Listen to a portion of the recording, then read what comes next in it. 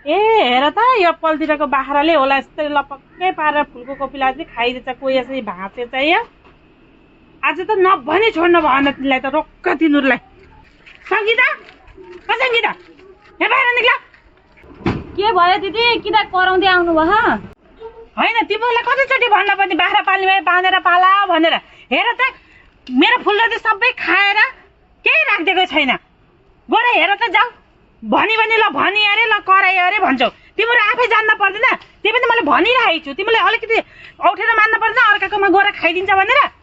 हाम्रो बाख्रा त होइन होला दिदी हाम्रै बाख्रा लो भनेर हजुरले देख्नु भएर आफ्नो आँखाले देखेर बोल्नु न यत्तिकै किन भन्नुहुन्छ अरूको पनि त बाख्रा छ नि त होइन मैले देखेर त भने उमलाई नि त्यो पनि तिमी कस्तो विश्वास नगर्ने अस्तिको चोटि खाँदाखेरि तिमीलाई मैले बोलाएरै देखाइदिएको होइन भनेर मेरो गल्ती भए चाहिँ मैले बाख्रा बाँध्न पर्छ भने अलिकति मनमा त सोच्नु छैन अझ भनेर मुखमुखी होइन हाम्रो बाख्रा त भनेर भन्ने अझ कस्तो आइ खालको होला बाख्रा पाठाले यो खाएर त्यो खायो भने झगडा गर्न आउने ती पशुहरूलाई के थाहा हुन्छ आफ्नो के अर्काको भनेर बेरा बाह्र राख्नु नि आफ्नो फुललाई त्यति नै माया लाग्छ भने हेरे हेरे जुन चोर उसैको ठुलो स्वर भनेको टेक्क रहेछ अझ आफ्नो गल्ती मान्नु त छैन अझै भन्यो भने झगडा गर्न मच्चिने छिमेकी भएपछि अलिअलि सहनु पनि पर्छ छेउमा बसेपछि यस्तो गरेर त कहाँ हुन्छ त छरछिमेकी अरे